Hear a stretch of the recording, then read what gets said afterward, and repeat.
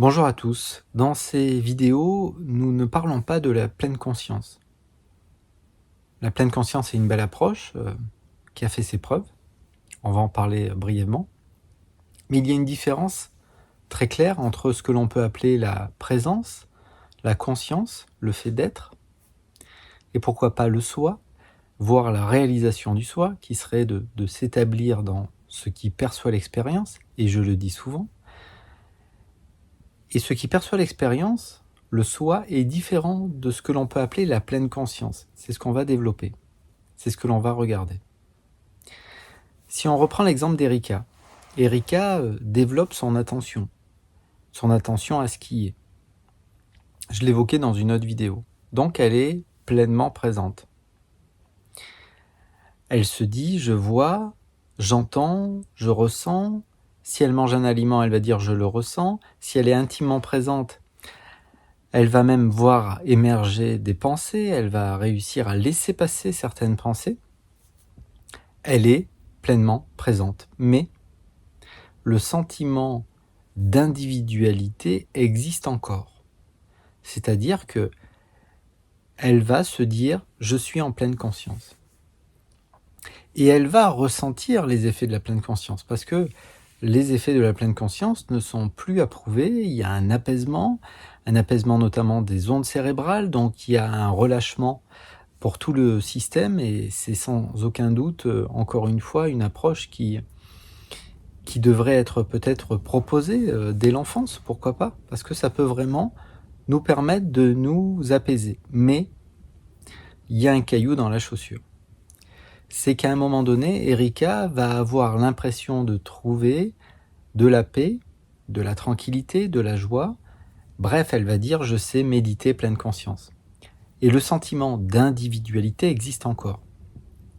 Lorsque l'on parle dans cette vidéo du fait d'être, de la présence, de la conscience que nous sommes, du soi, si vous voulez, et pourquoi pas de la réalisation du soi, qui serait de s'établir dans le soi, même si on ne peut pas s'établir dans le soi, parce que nous sommes le soi, mais à un moment donné, c'est bien beau d'en parler, il faut que ça soit vécu. À un moment donné, Erika, à force d'être présente, parce qu'au début, elle va avoir l'impression qu'elle est dans un espace qui est calme. Et à force d'être présente, à force d'être pleine conscience, eh bien, il y a potentiellement une question, pour le dire ainsi, une prise de conscience, entre guillemets, qui va pouvoir émerger. Elle risque de se rendre compte que le corps qui est relâché, son corps qui est relâché, parce qu'il est en pleine conscience, eh bien, il apparaît au sein de ce qu'elle est, comme si elle pouvait observer son corps. Quand je dis observer son corps, je ne dis pas que visuellement, elle baisse le regard et elle regarde son corps qui est détendu. Elle ressent que son corps, c'est elle, il n'y a pas de souci. Mais en même temps, il est perçu. Et de manière très terre à terre. Et c'est concret, c'est binaire, et c'est spirituel si vous voulez, peu importe, mais de manière très concrète, si vous pouvez percevoir, entre triple guillemets, analyser, que le corps est relâché, alors c'est que c'est un objet perçu. Alors quand on parle d'objets perçus, ces objets peuvent être matériels ou immatériels. Et donc il y a cet arrière-plan, comme le disait Klein, le soi, le transcendant. Il y a sans doute plusieurs manières de parler de cette chose qui n'est pas une chose, qui est simplement que je perçois que le corps est détendu. C'est vraiment terre à terre. Pour percevoir quelque chose, il faut en être détaché, il faut en être à l'extérieur. L'exemple que je prends souvent, c'est l'histoire de la noix de coco. Si je suis enfermé dans la noix de coco, je ne peux pas me rendre compte que je suis déjà à l'intérieur. Pour percevoir que le corps est détendu, il faut d'une certaine manière que j'en sois à l'extérieur. Alors cette conscience, bien sûr, que nous sommes, n'est pas limitée au corps. On peut toujours se donner l'illusion que nous sommes limités à ce corps. Mais ce n'est pas le cas. On le sait. Si je ne suis que ce corps, comment ça se fait que lorsque je suis dans le sommeil profond, je ne le ressens plus? Comment ça se fait, si je ne suis que ce corps, que lorsque je suis dans le sommeil profond, si par exemple une mouche se pose sur mon visage, je ne la ressente pas? Et qu'est-ce qui fait, si j'étais dans le sommeil profond, que s'il y a un bruit très inattendu qui fait un peu peur au milieu de ma cuisine, qu'est-ce qui fait que je vais revenir pour me rendre compte qu'il y avait un son? Je dormais profondément? Ou est-ce que j'étais conscient déjà? Le corps dort, mais est-ce que moi je dors? Si moi je dors, comment ça se fait que quand il y a un bruit inattendu, nous le savons ça quand nous avons des enfants en bas âge?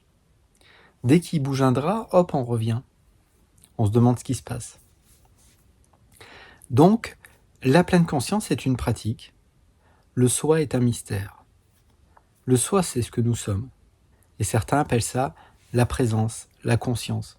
Personne ne peut douter du fait que je suis la conscience. Qui peut dire « je ne suis pas une conscience ». Je ne suis pas la conscience. Je ne suis pas la présence. Et la vie nous montre que nous sommes cette présence. Parce que finalement, quand on est dans le sommeil profond, il y a une vie qui continue au sein de l'organisme. Et finalement, où se situe c'est ce qui est aux commandes de la digestion. Donc, lentement, lorsqu'on est pleinement présent à ce qui est, on passe de la pleine conscience à la présence. On devient, pour employer une expression qui est connue, conscient d'être conscient. Erika peut le dire. Erika peut dire « je suis consciente d'être ici ». Et méditation pleine conscience, je connais maintenant, j'en fais tous les jours. Voilà ce que peut dire Erika. Je suis pleinement consciente.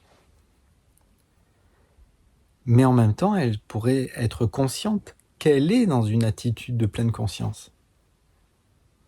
Et c'est ce fameux pas de recul, c'est ce fameux demi-tour dont beaucoup d'êtres parlent. Et donc, naturellement, à partir de ce moment-là, vous n'êtes plus le contenu, vous ne vous définissez plus à travers le contenu, mais comme étant le contenant.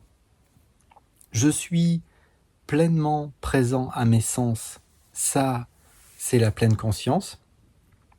Je vois, j'entends, je ressens, je vois émerger mes pensées. Bref, c'est contenu. C'est contenu parce qu'on a cette illusion que c'est Erika qui perçoit, c'est Erika qui entend, qui ressent, qui goûte. Donc elle se définit à travers le contenu de l'expérience. Et lorsqu'elle réalise que cette pleine conscience peut être observée, elle devient le contenant. Et comme disait Jim Carrey, on ne peut pas tenir, on ne peut pas contenir le contenant. Parce que c'est bien ça dont il est question à un moment donné, c'est mais où se situe ce qui perçoit l'expérience? Quelle est la limite de ce qui perçoit l'expérience? Et je ne le trouverai bien sûr jamais. Et ça, c'est notre nature. Et c'est ce qui est partagé dans ces vidéos. Et ce n'est pas réellement un chemin spirituel. La spiritualité, ça ne m'a jamais parlé. Voilà. Donc tout est ok, tout est à sa place. À un moment donné, effectivement, quand j'ai été avancé sur le chemin, j'ai commencé à lire un peu des sages, de l'hindouisme et autres. Mais comme beaucoup, j'ai envie de dire. Et donc, après, vous pouvez juste vous reposer sur une seule chose, parce qu'on peut douter absolument de tout, sauf de ce que je vais dire maintenant. Je peux douter absolument de tout, sauf d'une chose. Il n'y a qu'une chose qui ne disparaît pas. Il n'y a qu'une chose qui est stable, c'est que je suis. Tout ce que je mets derrière je suis, je peux en douter, mais je ne peux pas douter du fait que je suis. Même pas un être humain. C'est encore une idée, ça, je suis un être humain. Alors vous allez me dire, ok, donc on est des extraterrestres. Non, je suis un extraterrestre, c'est encore une idée. C'est encore une pensée, c'est encore un concept. Et c'est très difficile de se définir à travers des concepts. Parce que quand on commence à se définir à travers des concepts, on se sépare, on crée de la division, de la séparation. Parce que derrière son prénom, je suis Erika, déjà c'est douteux, parce que aujourd'hui nous sommes à une époque où certaines personnes changent de prénom, voire de sexe. Je ne dis pas que c'est une bonne chose ou une mauvaise chose, ça ne me regarde pas. Simplement, on peut douter, tout remettre en cause, sauf une chose, c'est le fait d'être. Parce que si je commence à dire je suis Erika, derrière son prénom, elle va mettre une nationalité, donc une frontière. Donc ce qui est d'un côté de la frontière, c'est à moi, puis de l'autre côté, non. Il y a une bande très précise, ce qui est de ce côté de cette bande, c'est à moi, pas de l'autre côté. Voilà le principe même de la dualité, de la séparation. J'avais évoqué dans une autre vidéo que le mental, l'identification au mental, c'était l'anti-amour par excellence. Alors quand je dis amour, j'entends bien présence, acceptation, accueil de ce qui est. Voilà. Et donc la problématique de la pleine conscience, on peut finir là-dessus, et encore une fois c'est une approche merveilleuse, c'est que il y a un être qui se dit c'est moi qui suis en pleine conscience. Je suis moi, Erika, en pleine conscience. Et ça, c'est une mauvaise chose, parce que ça crée de la division, de la séparation. Il n'y a aucun problème à jouer avec les joies de la dualité quand on sait que c'est un jeu, quand on a reconnu sa nature fondamentale. Je dis comme ça, sa nature réelle, je ne sais pas comment dire. Qui est un mystère, mais on peut s'établir là-dedans. Peut-être à bientôt. Au revoir.